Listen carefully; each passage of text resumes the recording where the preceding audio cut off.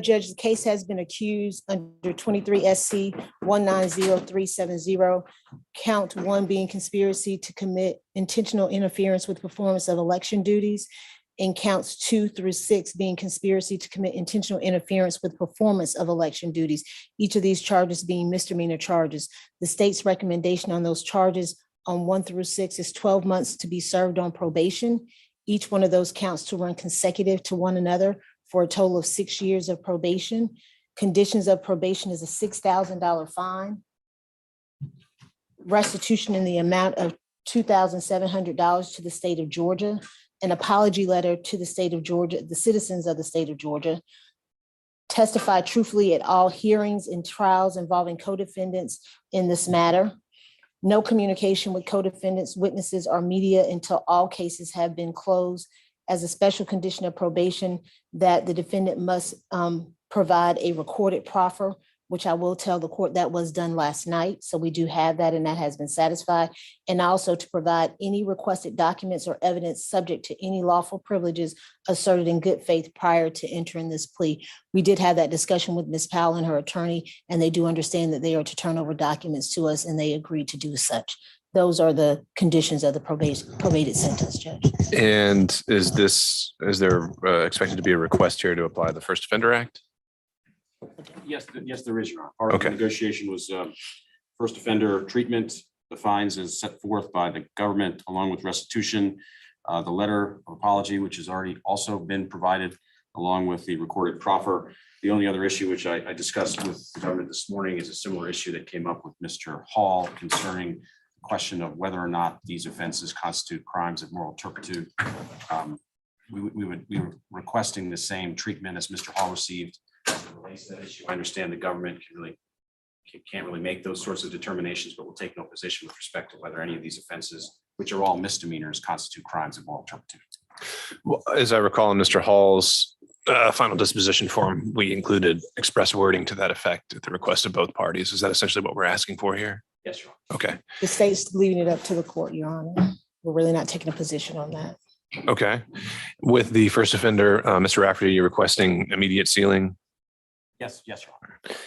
And you'll have to remind me, this being a misdemeanor first offender, do we need to impose a behavioral incentive date? And if so, what would that be? Or is that not necessary? That it does not apply to misdemeanor probation, Judge. Understood. And are there any issues here? Is this an Alford plea or a null of any kind? No, Your Honor. Okay, Ms. Young, you can proceed. Ms. Powell, can you please raise your right hand? Do you swear or affirm the testimony you shall give in this matter currently before the court shall be the truth and the whole truth and nothing but the truth? I do. Can you please state your true and correct legal name?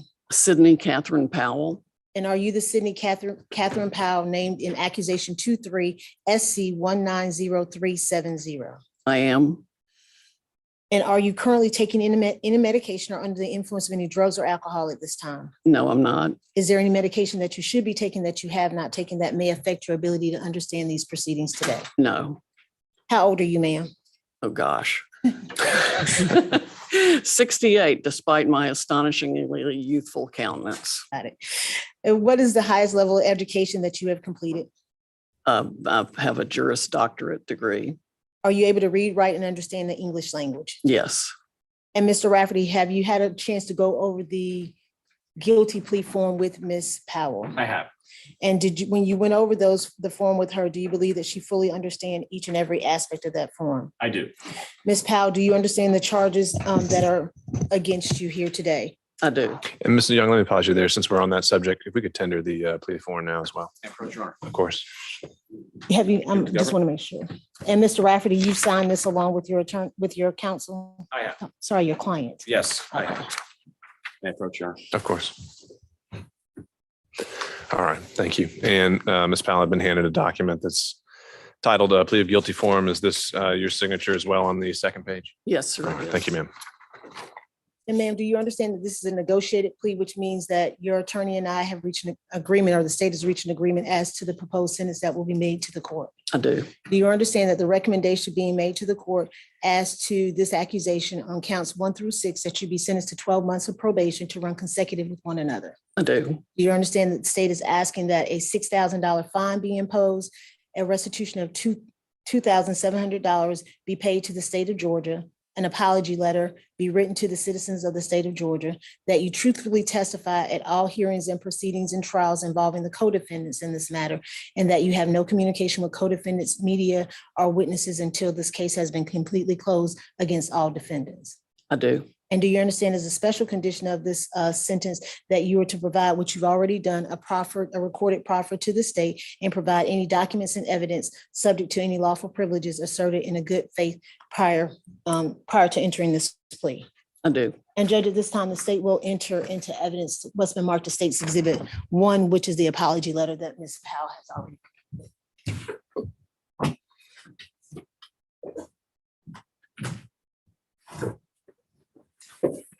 And Ms. Powell, do you understand that this court does not have to follow the state's recommendation in this case? I do. And do you understand if the court chooses not to follow the state's recommendation, then you can withdraw your guilty plea and move forward with trial on the original indictment? I do. And do you understand that if you are currently on probation or parole, your probation or parole may be revoked based on entering this guilty plea? Yes. And do you understand that if you are placed on probation of any kind, you cannot violate the law in any way, or the government, or any special conditions of your probation that would subject your probation to being revoked for the balance that is remaining? I understand. And do you understand that you are not allowed to possess any firearms while you're on probation?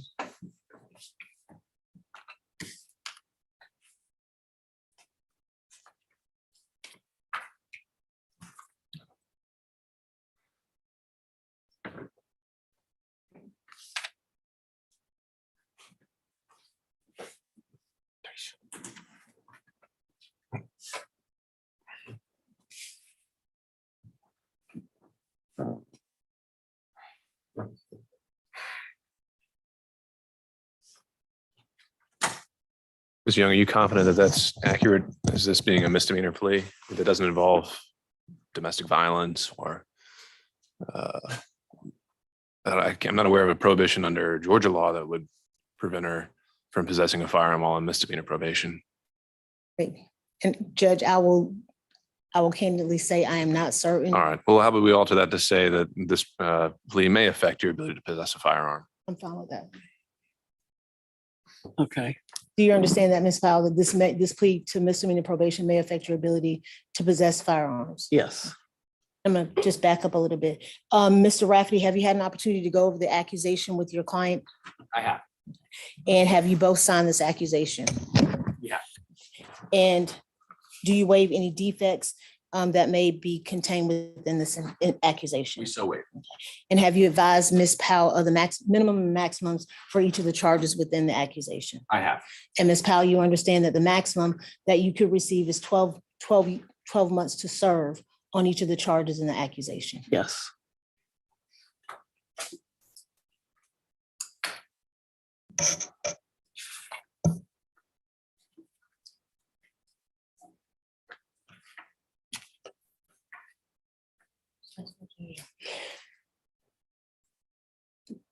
And it's my understanding that you're asking the court to sentence you under the First Offender Act. That's correct. And have you pled guilty or nolo to or ever been convicted of any felonies or misdemeanor in the state of Georgia or any other jurisdiction? No.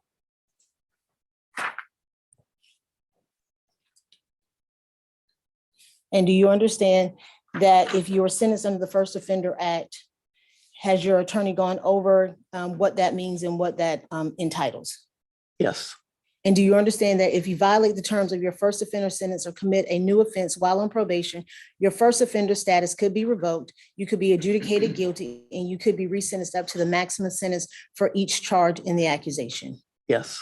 Do you understand that if you successfully complete your probation under the First Offender Act and you are discharged, you can honestly say that you have never been convicted of these charges? Yes. Do you understand that you waive any and all defenses, including mental health defenses, by entering this guilty plea? Yes. And do you understand that you would have 12 months from today's date in order to file a habeas corpus? Yes. And do you understand that unless counsel is substituted or permitted to withdraw, he will represent you until either the end of the term of court or 30 days from today's date, whichever is later?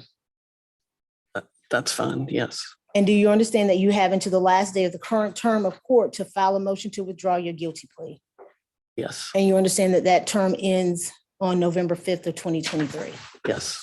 And do you understand that any of the filings we just discussed must be filed by your counsel unless you are representing yourself? Yes.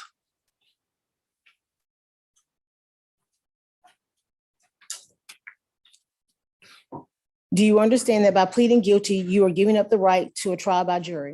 Yes. Do you understand that by pleading guilty, you're giving up the right to remain silent and not to incriminate yourself? Yes.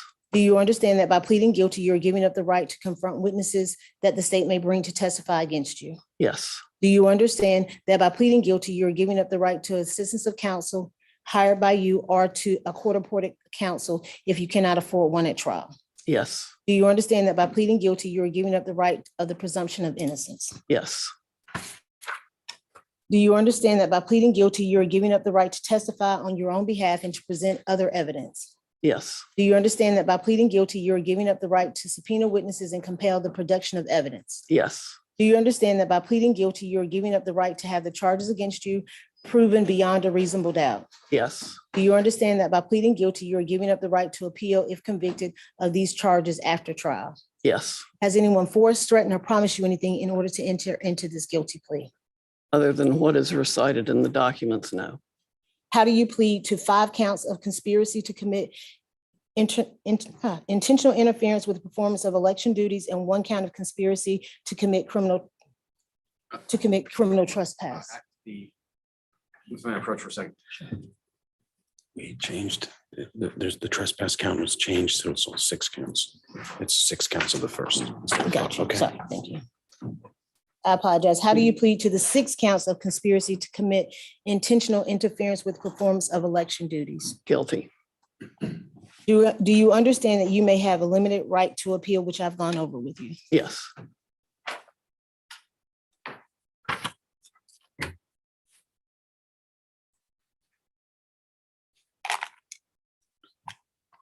I'm not sure I covered it all.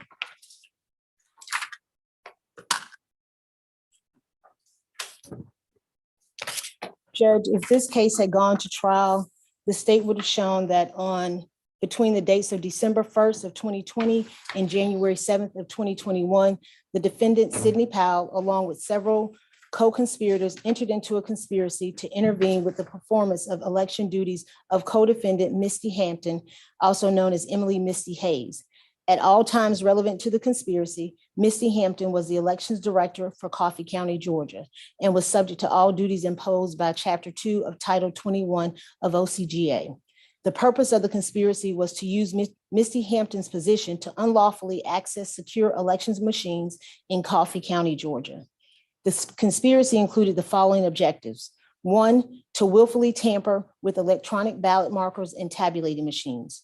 2, to cause certain members of the conspiracy who were not officers charged by law with the care of ballots and who were not persons entrusted by any such officer with the care of ballots for a purpose required by law to possess official ballots outside of the polling place. 3, to use a computer with knowledge that such use was without authority and with the intention of taking and appropriating information, data, and software, the property of Dominion Voting Systems Corporation.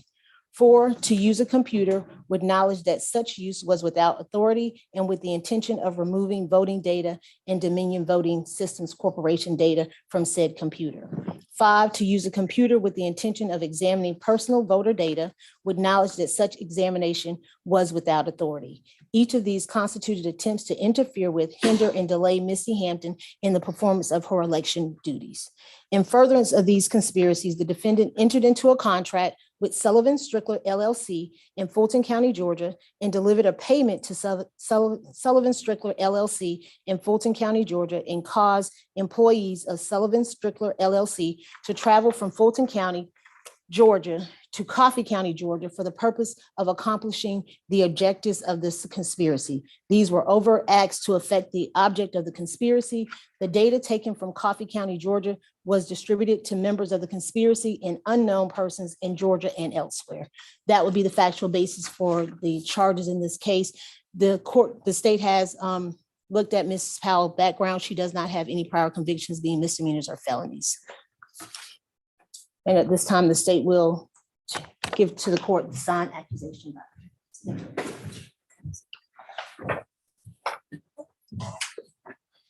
Anything else, Ms. Young? And Judge, I would just like to add, the restitution will go to the Secretary of State for the cost that was incurred for having to replace the equipment in Coffee County. It will provide payment information to the probation office.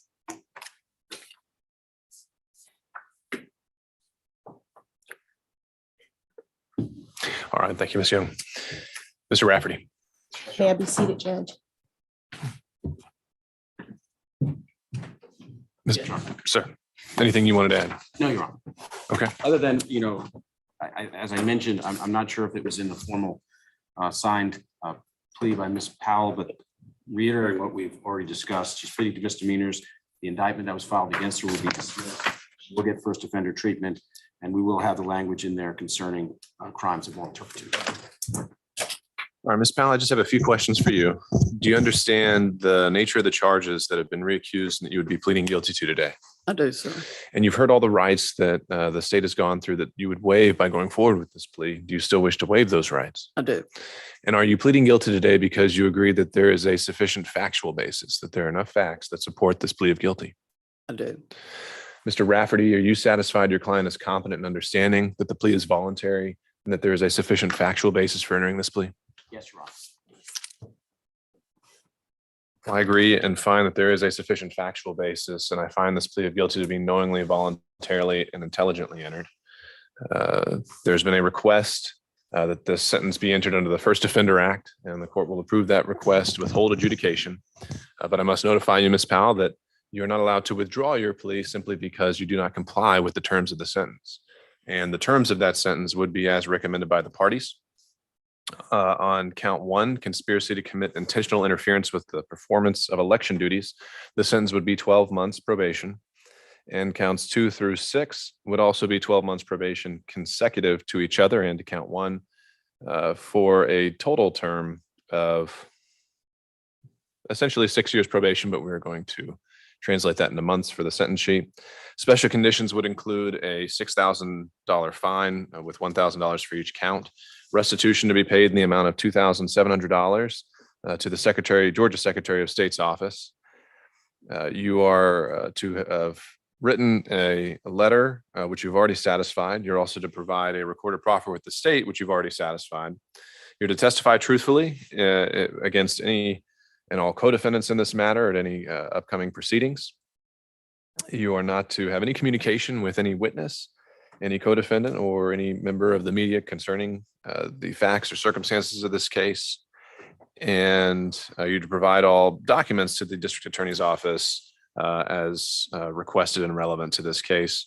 Again, Ms. Young, I would ask if you could provide the state's recitation of the exact phrasing of these, and we'll make sure that's reflected in the final disposition form.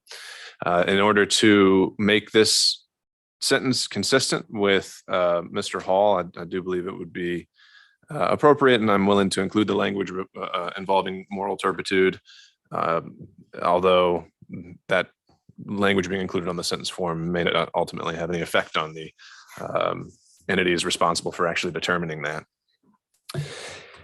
Are there any other express conditions and special conditions, Ms. Young, that you would like to see reflected on this sentence?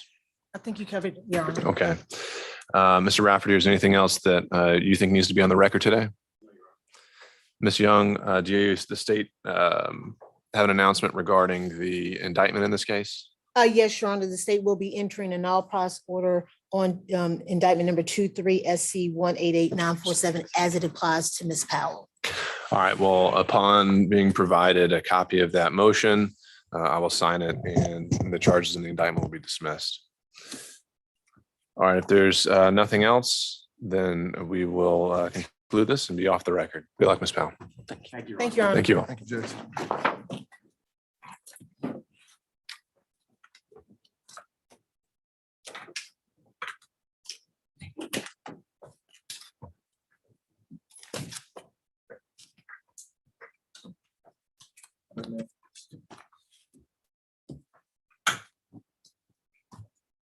Excuse me, I'm sorry. Go ahead. There's gonna be, Mr. Information.